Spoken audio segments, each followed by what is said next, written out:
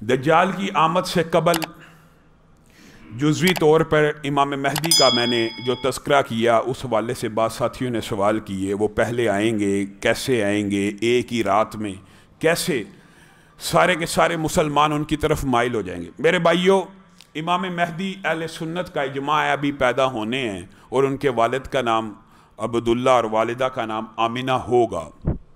एक बात याद रखिए, जो अभी पैदा होने हैं, इस मुमासलत की वजह से गुज़िश्ता अक़वाम में मुसलमानों के अंदर मुख्तलिफ़ कौमों में इमाम महदी होने के दावे भी लोगों ने किए। खुद मिर्ज़ा ग़ुलाम अहमद कादियानी हमारे खित्ते में महदी मऊद का दावा कर चुका है, और इस तरह लोग मुजद्दद दीन और मुजद्दद मिल्लत के बाद महदी होने का दावा करते आए हैं। लेकिन आपके सामने सही हदीस से एक ऐसी निशानी रखता हूँ कि अगर हमारी ज़िंदगी में वो आ जाएं तो हम कभी गुमराह ना हों। हाँ, एक बात ज़रूर है कि उलमा ने, मुहद्दिसीन ने कहा कि इस निशानी के ज़ाहिर होने का इंतज़ार करना बेहतर है। अगरचे सबकत ले जाने वाले जिनको शरह सदर हो, वो ज़ाहिर सबकत ले जाने वाले होते हैं ईमान के अंदर।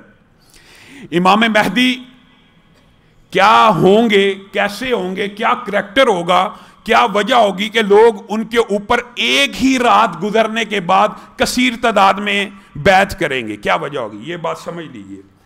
इमाम महदी का जिस दिन खाना काबा के तवाफ के दौरान उनके हाथ पे बैत होनी है, उससे कबल उनका मुआशरे के अंदर, उनका मुसलमान उम्मत के अंदर कोई चर्चा और शोहरत नहीं होगी, कोई चर्चा और शोहरत नहीं होगी।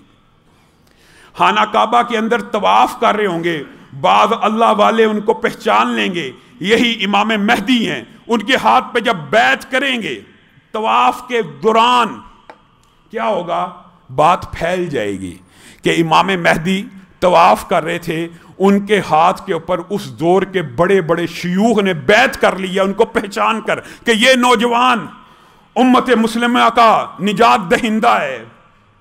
लोग मुतवज्जे होंगे खबर की तरफ। अब इस बारे के ऊपर उलमा का, आइम्मा का इख्तलाफ है कि आया वो दोबारा उम्मत में ऐसे वक़्त में ज़ाहिर होंगे कि ये साइंसी तरक्की का जो दौर है ये ख़त्म हो चुका होगा या साइंसी तरक्की के दौर में हो गए। इस बहस में पढ़ने की ज़रूरत कोई नहीं। आपको इत्तला मिलेगी इमाम महदी की बैतुल्लाह के तवाफ के दौरान बैत हो गई है। आपको पता है इस बैत की हदीस की वजह से बाद लोगों ने खाना काबा में दौरान तवाफ महदी होने का दावा किया, और इस हदीस को अपने हक में इस्तेमाल करने की कोशिश की। और अभी ज़्यादा अरसा नहीं गुजरा, हालिया 50 बरस नहीं गुजरे, आपको पता है सऊदीया में बैतुल्लाह में एक जैली इमाम महदी ने इसी तरह दावा किया, और चूंकि दौरान तवाफ था तो बहुत से लोग उसकी तरफ माइल भी हो गए कि ये निशानी तो पूरी हो रही है।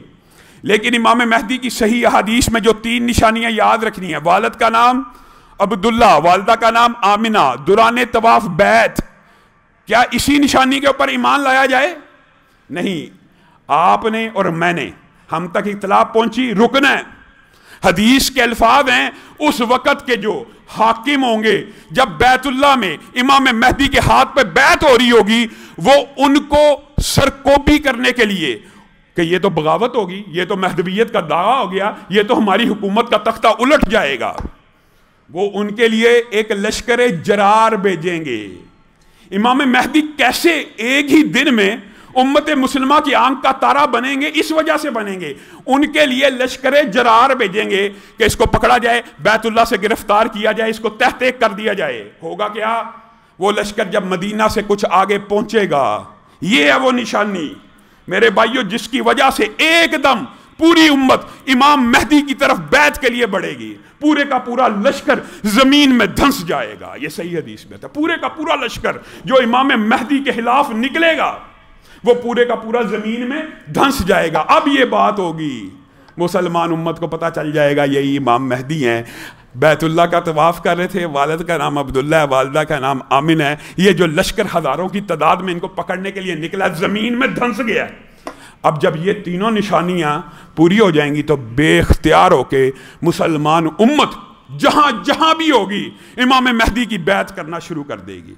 मेरे भाइयों, क्या इमाम महदी की बैत دجال سے پہلے ہوگی، یہ بات بھی آپ نے یاد رکھنی ہے۔ جی ہاں، دجال کے آنے سے قبل امام مہدی کی بیعت ہو چکی ہوگی، اور دجال کے دور میں امام مہدی امت مسلمہ کے ان افراد کی رہنمائی کرتے ہوئے دجال کے لشکر کے مقابلے میں صفیں اور ترتیب اور نظام بندی کرتے ہوئے مسلمانوں کے لیے ایک حوصلے کی کرن ہوں گے۔ لیکن دیکھیے، امام مہدی کی اتنی بڑی نشانیاں آ جانے کے باوجود بھی مسلمان امت میں سے بھی، اور یہودی تو سارے، آپ کو پتا پچھلے خطبے میں آپ کے سامنے رکھا کہ دجال کے فتنے کا شکار ہو جائیں گے، ان کے لشکر میں شامل ہوں گے۔ اور سب سے زیادہ کون سی اقوام دجال کے لشکر میں شامل ہوں گی؟ حدیث میں آتا ہے ان کے چہرے چوڑے ہوں گے، ان کے چہرے چمڑے جتنے موٹے ہوں گے، چپٹے ہوں گے۔ مراد یہ ہے کہ آج کل دنیا کے اندر چوڑے چپٹے چہرے چمڑوں جیسے جن کو کہا جاتا ہے، آپ کی صرف اطلاع کے لیے کہہ رہا ہوں، وہ آپ کو پتہ اس خطے کے لوگ ہیں، جاپان کے، فلپین کے، چائنا کے، جن کے چہرے، جن کی حدیث میں جو نشانی ہیں وہ پوری آتی ہیں۔ اکثریت ان کی، یہودیوں کی اور مسلمانوں میں سے جو بھی، حالانکہ امام مہدی کا اتنا بڑا واقعہ بھی دیکھا ہوگا، لیکن پھر بھی اس کے ساتھ ایسی استدراجی قوتیں ہوں گی کہ ان کے اوپر ایمان لیتے چلے آئیں گے۔ جیسے گزشتہ خطبے میں بعد آپ کے سامنے رکھا، روٹیوں کا پہاڑ، اناج کا پہاڑ، ایک رات کے اندر اندر، حدیث کے الفاظ ایسے ہیں کہ زمین کو کہے گا خزانے نکال، تو زمین کے خزانے اس طرح اس کے ساتھ ہو جائیں گے جس طرح شہد کی مکھیاں اپنی ملکہ کے ساتھ ہو جاتی ہیں۔